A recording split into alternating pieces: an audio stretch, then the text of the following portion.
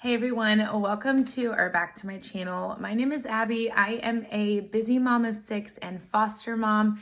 We live here in Texas. I am married to a football coach and I'm so happy you're here. This video is going to be entitled The Top 10 Questions That I Get Asked as a Foster Parent. My husband and I have been foster parents in the state of Texas for 5 years. We took a year off and then now we're back at it. So that is the experience from which I'm speaking. I wanted to put a disclaimer in here before I answer these questions that my goal is to educate, inform, and destigmatize foster care as well as support foster parents. A lot of things vary personally, individually, and by state. I would never share private information about our foster children on here, but I can speak on the general system and then our experience as foster parents.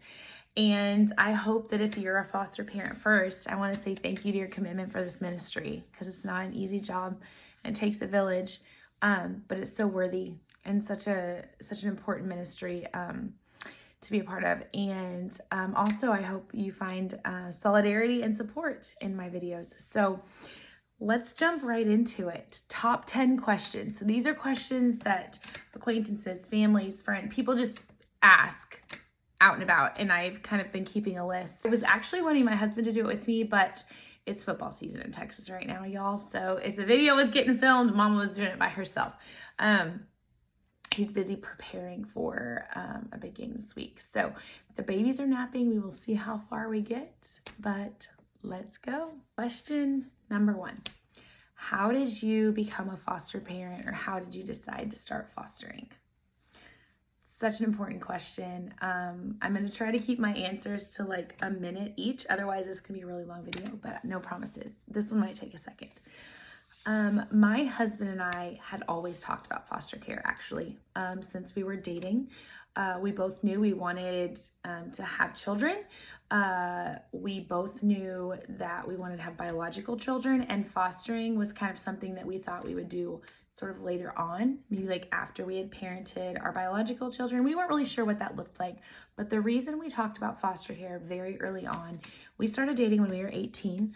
We moved away and went to college together in Nebraska, and we were involved in a very small country Lutheran church there, and there was a family there that were foster parents, and they always had different children they were bringing to church with them. They specialized in ages 2 and under, and they had older biological children. So when my husband and I got involved in the youth group at this church, we got to see firsthand the empathy, kindness, love, compassion, hands and feet of Jesus attitude that their older teenagers had. And we wanted that for our family. We wanted that for our children to just get to serve as family together in a ministry. So that's honestly the first experience that we had had with foster care, and we loved it. And we loved watching their family and bring these little kids to church, and they'd have a constant rotating door of children, and we loved getting to work with their high school age children that were their biological children and see them love on these babies. And that was the first moment that foster care became a thought in our brains. We had always said too that we weren't just like absolutely set on only having biological children, that adoption would be something that we would consider in the future. Kind of unrelated in our minds at that point, like we weren't going to be foster parents to adopt or anything like that. But just orphan care ministry was something that God laid on our hearts very early. Fast forward, we got married. We had our 3 beautiful oldest children. And when my oldest was 6 or 7, God just really laid foster care on my heart again. I knew I wanted a big family. At that time, I had 3 children, and I knew we had more love to give. I had some health complications during my pregnancies that kind of led my doctor to say like, hey, I know you want a big family, but you're not going to build it by growing any more babies in your womb. And I said, okay, well, we'll just see what God has for us. But in the meantime, foster care is a ministry that we want to be involved in. there's all these children in the state of Texas that need loving homes. We are educators for years. I taught high school. He coaches football now, but taught high school. Still teaches. And so we had seen firsthand how many children did not have loving homes, and how many children, even in our classrooms in those early years of teaching, were in foster care. And so it was just something that God continued to lay on our heart, and he just drew us right to it. And we've been hooked ever since.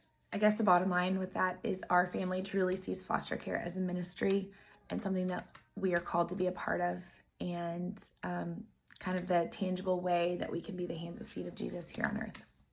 Okay, question number 2. How long do the children usually stay with you? This is a loaded question, and it can vary depending on the type of foster care you do. There's emergency care, there's respite, there's long-term placements. If it's emergency care, you just never know how long they're going to be there. They could be there for 24 hours, or it could turn into a big long-term placement. Respite care is under 2 weeks if you do respite care. For us and our family, we do emergency placements, but we do long-term foster care as well. And so our personal experience in the foster children that we have had in our home, the stays have ranged anywhere from 4 months to 2.5 years. So it's been pretty long-term in most of our cases. We do take drug-addicted newborns. That's kind of like our niche within foster care. So we've had primarily infants, and generally when substance abuse is a factor in the reason for removal, those case plans and service plans that the parents work do take anywhere from 6 months to a year. So whether these children are just placed for a few months until they find family, like we've had happen, some of them are in foster care for the entire duration that they are away from their biological families, and then they reunite once those families have completed those service plans. So the answer is, it really just depends. I've had friends have foster babies for one night. Our family, like I said, in our experience in the 5 years of care that we've done, 4 months has been the shortest, 2.5 years has been the longest. Next question is number 3. Do you get to choose which kids you foster? Kind of like a strange question. If the question asked is regarding preferences and what you can fit in your home and that sort of thing, like the ages you can serve, yes. So in the state of Texas, you can have a total of 6 children in your home, biological, adopted, and foster. 6 children living in your home. So the number obviously is capped at that, and you don't have to have 6. So like, let's say you're a family with 0 children and you just want to foster 1 child. You can say your capacity, is what we call it, is 1. Other families like us, our capacity is limited at 1 because we already have 5 biological and adopted children in the home. So we have 1 capacity, 1 bed left for foster care. So as far as number of children in your home, yes, you do get to determine that. You can also determine with that if you're willing to take a sibling set or not. So there's a lot of times that it's more than 1 child from a family that comes into care. You might have 2 or 3 or 4 siblings. So you can decide if sibling sets are a call you're willing to take. Our personal agency that we're licensed with has a preference sheet that we fill out that asks like what type of, which gender, which race, which whatever. And that might sound kind of icky. And I feel so too. The gender thing more comes down to children in foster care can't share rooms with opposite gender over age 6. So depending on like how many rooms you have in your house and like the makeup of your family, you might only be able to take a certain gender. For our family, we have both a daughter and sons and room in either room, as well as since we take infants and the babies can be in a bassinet in our bedroom for that first year, and that's the age we take. It doesn't matter for us. Race doesn't matter for us. Religion doesn't matter for us. None of that matters. If you take older children, the agency does want to know like which behaviors you're willing to take, like what level of care. There's basic, moderate, specialized, and intensive. There are families that specialize in only taking medically fragile babies, like trach, vent, oxygen feeding tube. There are families that only do that. There are families that only take teenagers that have been in group homes that have a certain list of criteria and behaviors. So really you as a family get to decide where you're best utilized. There are plenty of foster families I know that take the whole gamut, 0 to 18, either gender, one, sibling set, like they're just open to whatever God brings in their door, and bless them for being able to do that. Our personal rule in our family has always been that we do not interrupt age order. So we only take children younger than our youngest. And currently our youngest permanent child in the home is 15 months. So we only take younger than our youngest. And that's just what we have found works for our family and our family makeup. But you get to decide as a foster family which things are okay for you. Obviously we try to be as open as possible, because this isn't just picking and choosing for really what you're serving in this ministry to help children in need, right? So it can be kind of a touchy, sticky subject, and there can be lots of opinions. I'm sure I'll get comments on this video about that. But at the end of the day, I really feel like if you are called into this ministry, God's going to handpick the children that he hands to you. And you just kind of want to be open with an open heart and say yes. I say yes I try to say yes as much as I can. And so there's been a few times we've had to say no in the past to a placement call, but in general, we try to make yes be the answer and just hold it with open hands. Number 4, isn't the goodbye hard when they leave? Yeah, it is. I'm gonna cry thinking about it. The goodbyes have been the hardest days of my life. And many times my husband's had to pick me up off the floor, kicking and screaming as the workers walked away. Not because I don't understand the gravity of the situation, not because I'm not happy that they're reuniting or happy that they're moving on to a kinship family, but when you do your job right, you get too attached. And some of these babies we've raised from the moment they left the hospital until the moment they turned a year old, and I was the only mommy that they had ever known.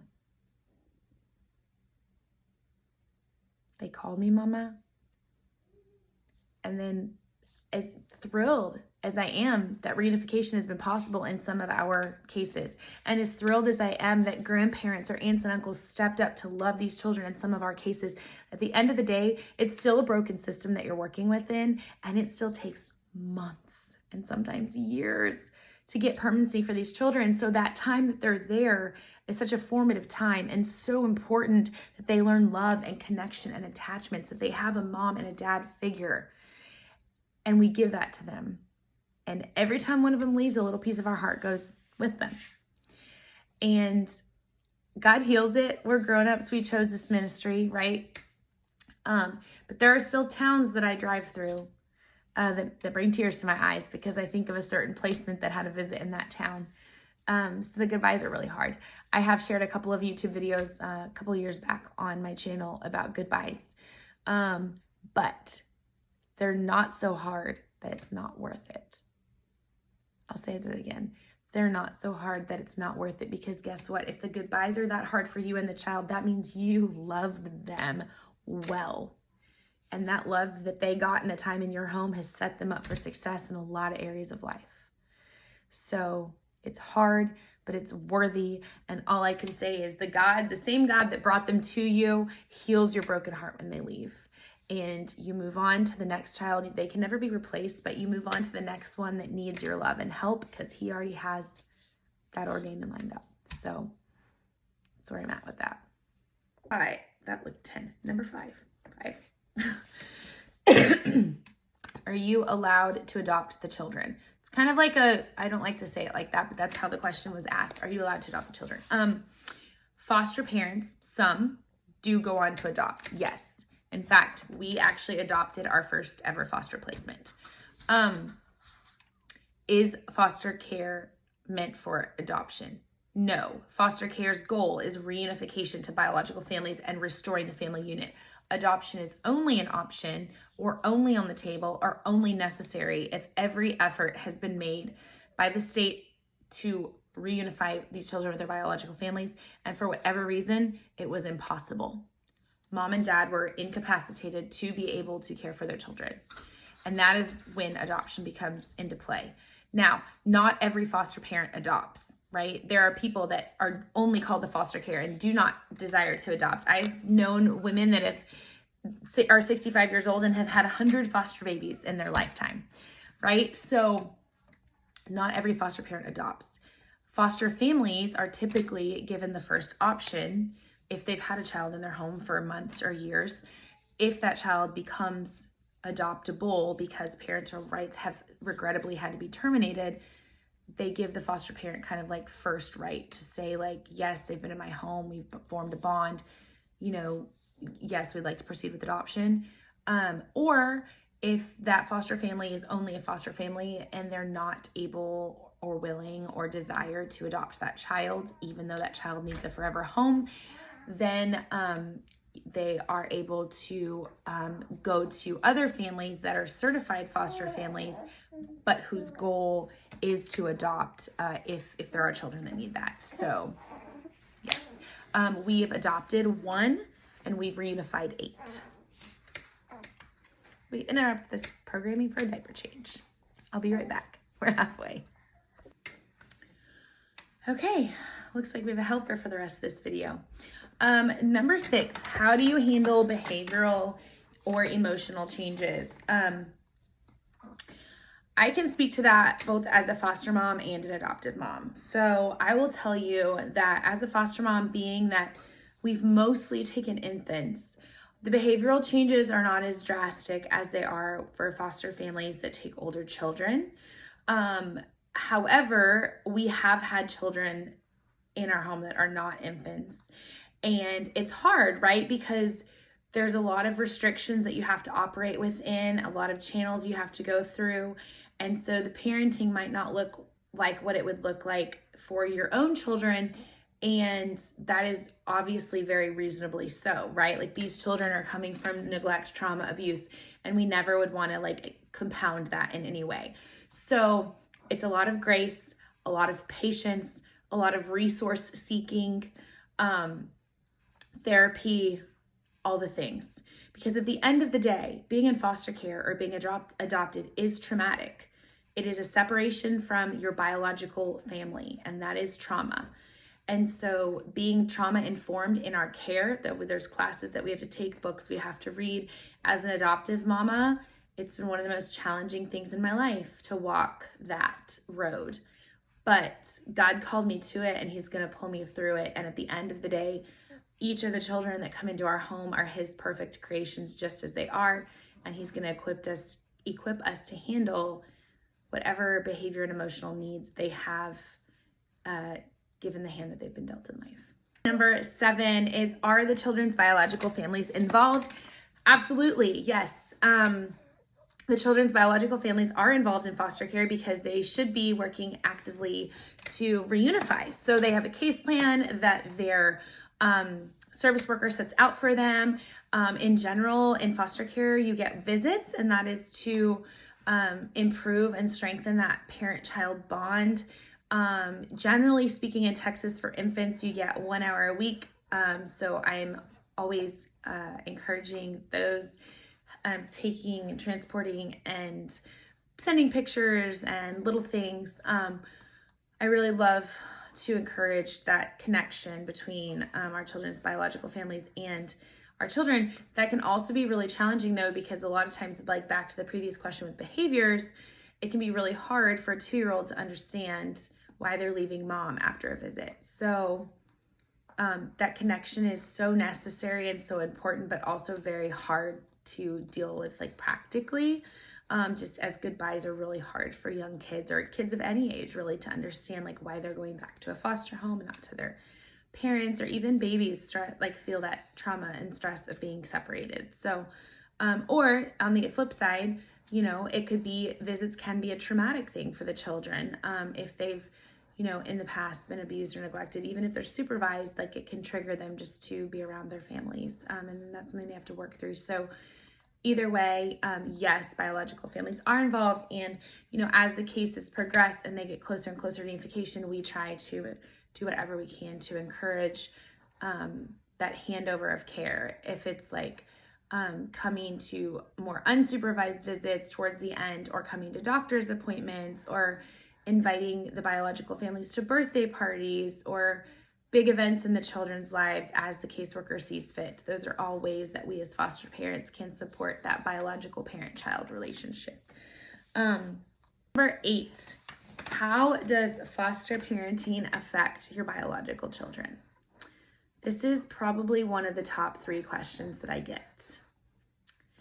And it's one that's very near and dear to my heart, and I'm going to try to answer it honestly and concisely. Fostering makes us better as a family. It stretches us, it grows us. Sometimes it feels like it's going to break us. But at the end of the day, it's a ministry that we are called to. We are called to be the hands and feet of Jesus, and this is tangibly how our family does that. Just like I said in the first answer to my first question, why we decided to become foster parents, I saw firsthand the effects in a good way of foster care on a family years ago.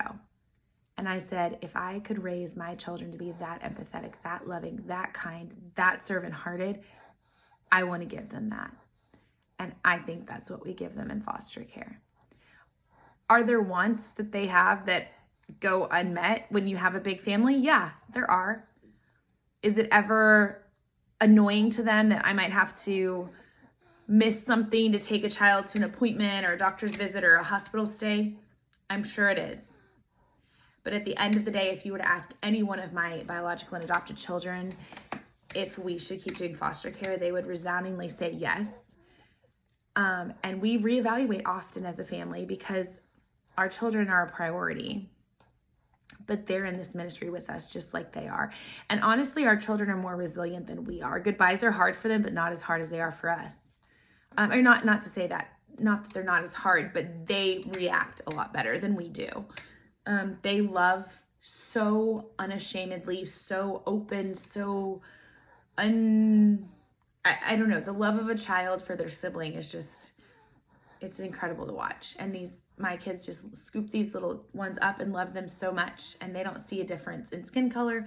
They don't see a difference in parents. They don't see a difference in blood or not blood.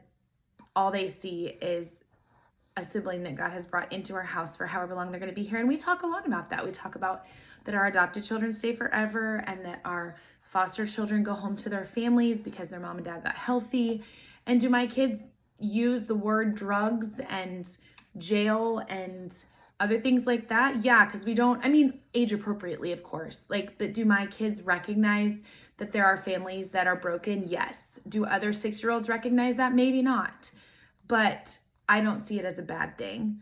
I see it as just a lot of love that we all have to give and a ministry that we're in together. And I couldn't be more proud of my children or the grace which they navigate these situations. And I'm proud to be their mom. And I think at the end of the day, my children are loved. They know they're loved, they're fed, they're cared for. I don't claim to be the perfect mom. I'm sure I say one too many bad words and raise my voice too often, but we're not perfect. We're just sinful humans raising sinful humans, and we're all walking this life to the best of our ability, but we know the one who leads us. We know the guiding light, and we know what he has called us to as a family. Here is a more practical question. Do you receive financial support from the state? The answer is yes. There are lots of resources available to foster families. That's one of the things that I'm passionate about sharing is all the different resources available.